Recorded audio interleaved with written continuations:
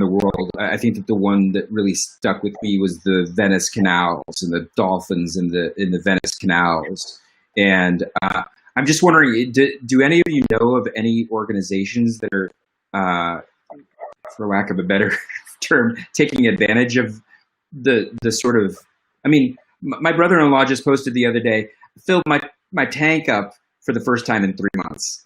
I mean, clearly, there has been an impact on the environment. Do we know of any organizations that are sort of like taking that and using that to their advantage yet, and trying to like show, hey, look what's happening here. We have such an impact. Yeah, I don't know organizations offhand, but as a former urban planner, I'm always looking at what cities are doing.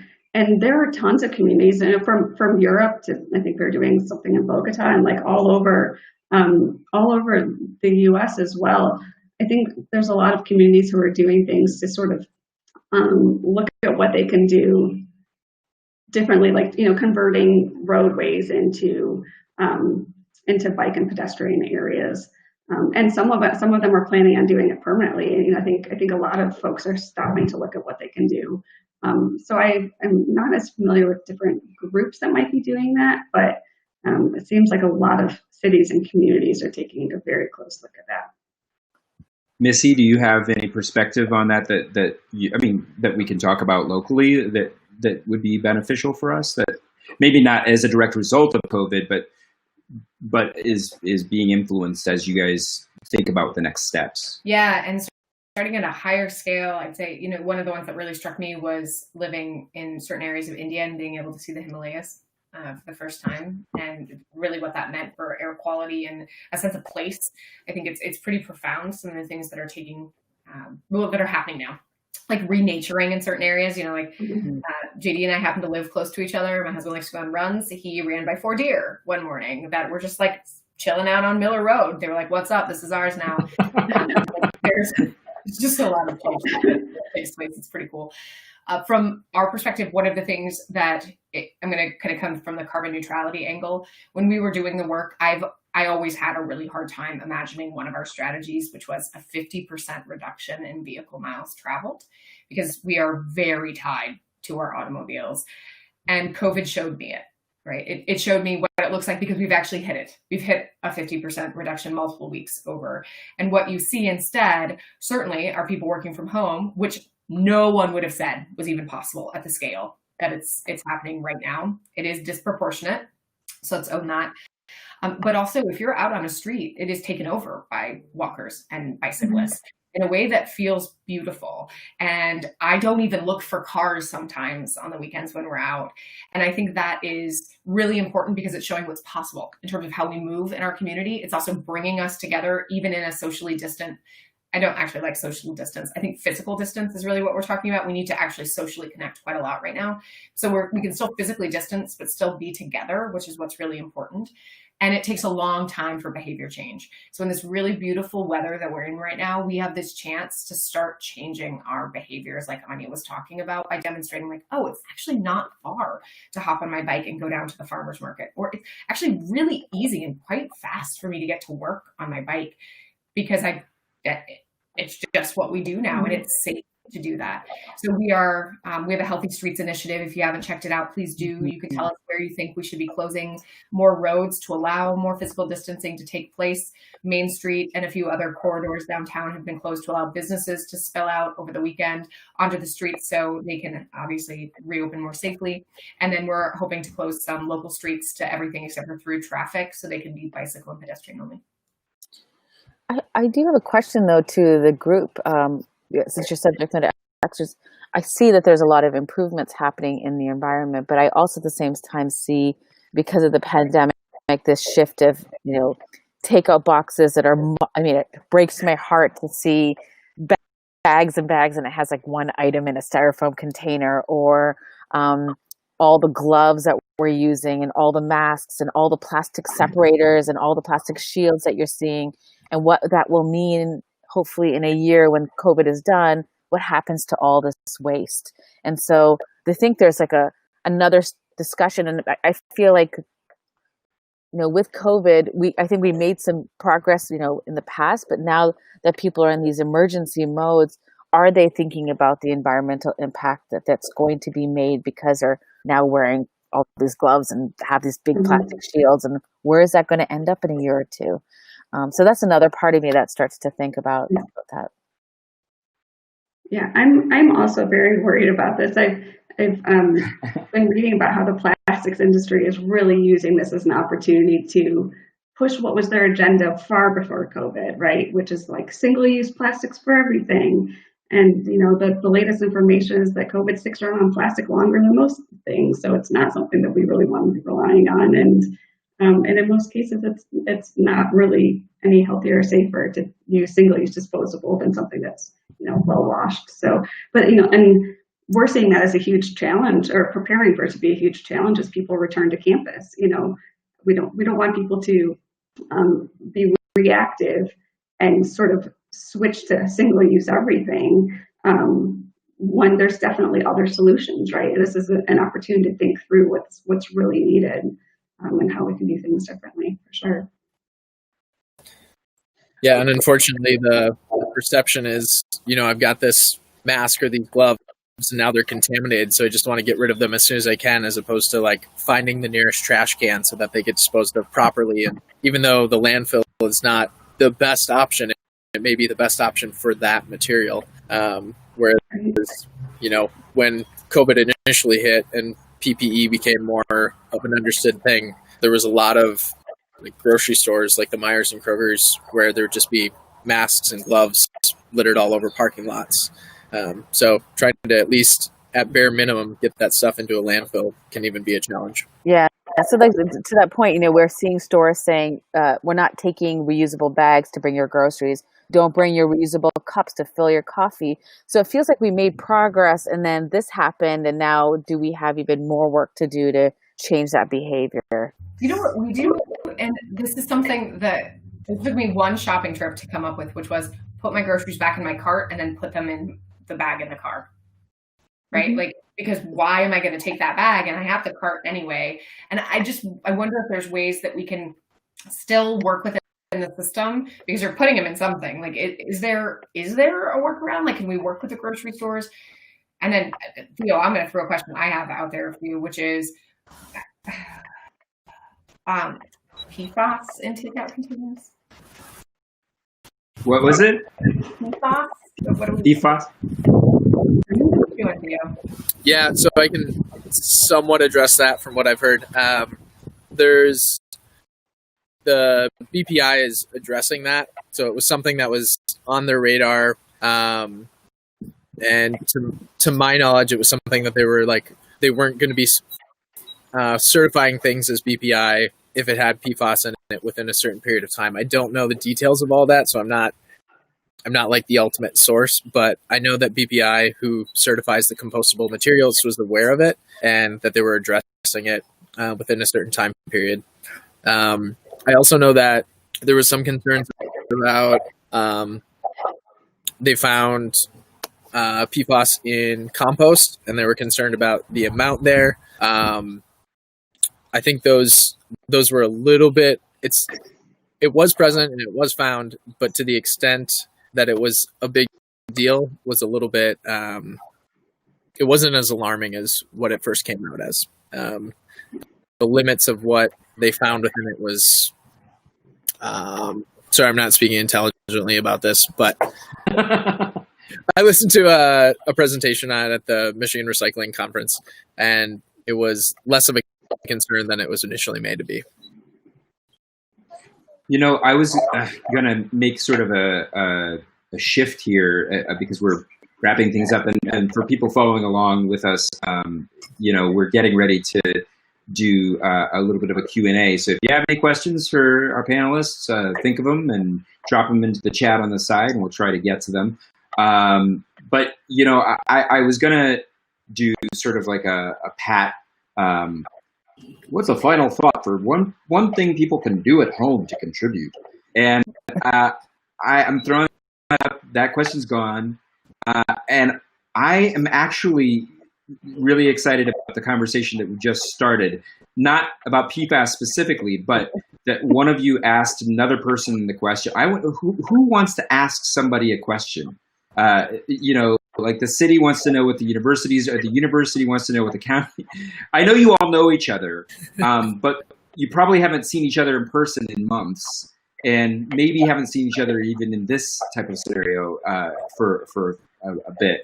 And if you have any questions if you don't, we can go back to the Pat last question. But I just thought, like, maybe you all, like, this is inside baseball, and I just thought that it might be fun to, you know, have people see that. I have a mean question. But Pravina, I gotta know, why is Toyota doubling down on hydrogen and not electric cars? Oh, that's not my area. I answer that. Someone's going to hurt me. There are electric vehicles that we have coming out. They have made some announcements. Also, we just announced that the new Sienna that's actually engineered and designed here in Washtenaw County in Ann Arbor will be all hybrid. All the Siennas will be hybrid. So they're making progress. I should have known that that Missy would be the troublemaker in the room. No, it's a great question. Yeah, I mean, and I think we also are looking at mobility and how people are getting around beyond just the vehicle, right? So they're looking at how people are using public transportation, how we can find new ways for people to get around that's not just buying a vehicle, because we understand, especially in urban settings, that's changing. So, I mean, as a company overall, there's a lot of really great initiatives, and you and anybody's welcome to look at the Toyota 2050 challenge. Okay, yeah, and I think another cool collaborative thing. I know that the Toyota diversity group called Terra, that's the environmental sustainability group, has their team members who are just really passionate about it have been working directly with the Summer Festival to bring their ideas back and forth. So I think they've been taking a lot of information from what we learned from the Summer Festival into the company, and we're working towards improving our internal composting and the cafeteria. And to Anya's point, it was a lot of educating. We can have these systems in the company, in the cafeteria, but a lot of people just didn't know it. In the communities they may live in that are not Ann Arbor, which is great. Thank you, all of you, for your great work. And a lot of other communities, they don't have composting or even a recycling program. So when they come into a facility like ours, and that's our operations, it's a little foreign, and they don't understand what that means. And so it's that education. I think that's a reality, even for the University of Michigan. A lot of people are coming from out of state or even out of the city, because we have 80,000 people that commute into the city daily, right? Well, not right now, but in a normal world. But I think that's a huge messaging that maybe we can all collaborate together on. Phase 2. Phase 2. Anybody else want to put somebody on the spot? I'd like to know if these healthy streets, the idea of closing down Main Street so businesses can come out on the weekends, if that's something that should just stick, if it should just be like a summertime thing all the time. I don't know. I have to think maybe it should, but we are piloting it right now, and so we're trying to get the feedback to understand how it actually works and kind of mobility impacts. But I think it's not a bad idea. Yeah, and I'd love it to see coming into neighborhoods or other parts of the city that are open to it. We don't have any questions yet, but I will ask if anybody's watching and wants to put a question in the chat. Feel free to. We've got about 12 minutes left. So I will go ahead and ask: Is there one thing that I can do?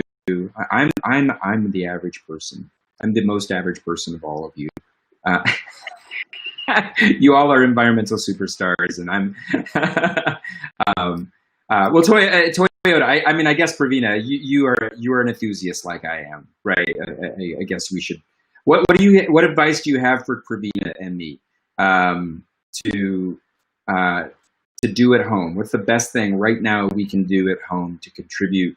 It doesn't have to be about composting and recycling. What's the easiest thing, the lowest hanging fruit that I can do today to reduce my carbon footprint on planet Earth? No pressure. Bueller? How do I Anyone? save the world? Tell us now. No. A simple thing, one thing that someone can do at home. These are for our viewers. So I could start with the simplest thing I think is to consider purchases. We often think it's often a thought of, do I need to do this, right? We're finding now in COVID of like, do I need to drive into work? And sometimes the answer is no, sometimes the answer is yes. But having that consideration, and I'm curious to see what consumption patterns are like emerging out of this time period where, like, presumably a lot of us are just consuming a lot less because we're like at home. We might be consuming things via Amazon, and that's more resource intensive because we've got a lot of cardboard boxes and whatnot. But I think a lot of people are realizing that they can do with less. And we could keep that going. So one of the words of wisdom that I took from a professor who thought a lot about behaviors and heuristics was when he went into a store, he wouldn't buy anything while he was in the store because you're making an impulse decision. He would actually step outside the store and then think, like, do I actually need that or want that? And I think that reducing at the source is probably the most effective way to prevent all the problems that we see down the line. And then, Was it interest? Oh, go ahead, Theo. Sorry. the other thing is, Bill McKibben, years and years back, said that a lot of, or most of our environmental problems stem from a lack of community. And thinking about how we can interact with our neighbors in a way should end up resulting in a positive effects for our environment. And I think that that's actually really important as to, when Pravina and Toyota approached us, the question of why us. It wasn't really a question because we in our hearts knew that it was the right thing to do. But I think that the obvious answer was our relationship to the community.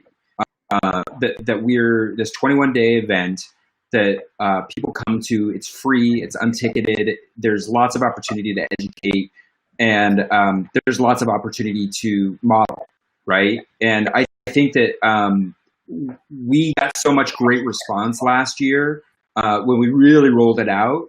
The first year it was a lot of people were really excited about it. The second year people were like, "Oh, wow, you're doing this. You proofs in the pudding." And the number of people who told us that they were excited by it and inspired by it just made me really happy. But I think that the idea of community is really important when it comes to, like, the same thing with the work that the university is doing or the work that the city is doing. The fact that these programs are moving forward with the president's seal of approval or the city council's seal of approval, then allows you, I would hope, more freedom to just do your job and do it well, and then envelop the community or inspire the community in a different way. Anya, did you want to jump in? I thought I saw you. Sure. I agree with Theo, absolutely. My initial thought was just reduce, but I think it's just maybe even being just more mindful in general. I think so much of what we do, especially maybe as Americans, but I don't know, maybe it's all people, is very habitual and compulsive. Like, I think we get bored, so we shop. Or we drive to 5 stores looking for something we probably don't really need, but it's become our habit, right? And I don't think it's actually a lot of our consumption or our travel patterns. I don't think they actually really bring us peace or happiness or fulfillment. And maybe that's what Bill McKibben was sort of speaking to. It's like without that community connection, we're filling it with, I think, mostly consumption. So in a nice way, I think this is, again, silver lining to a tough situation, but is made people slow down and hopefully just be more mindful of how they're spending their time and their resources, and do I need to go to this place, or do I need to buy this thing? If you're just at home and like an activity you could do, if you don't already compost or have some method of composting, I think it's a fantastic thing to do. because so much of our waste from our house is food waste or yard waste. So if you're in the city, getting a compost bin, and if you're not, looking into ways that you can compost in your backyard is would have a really big impact. And then like the next thing is just start paying attention to what you're putting in your waste bin all the time. You know, if it's like mostly food packaging, then just give yourself like a little test. Can I get more involved? Can I get something else for these couple of food items that I buy all the time that comes with lots of packaging? And just pay attention to where you generate waste in your house. We've done that in my house just sort of as a fun activity, and we've gotten our waste down pretty well. But it just takes being a little bit more mindful of what you're doing. Yeah, I have a laundry list of things, not going to surprise you, that I was like buying time to keep writing my list.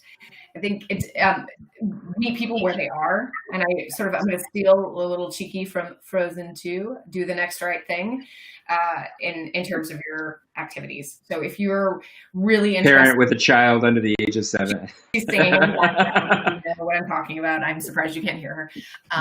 Right. So you've heard really great ideas about how to kind of start from the waste perspective. And in fact, like our consumption is where most people come to the environmental field from kind of that perspective, because it's so very personal and visceral.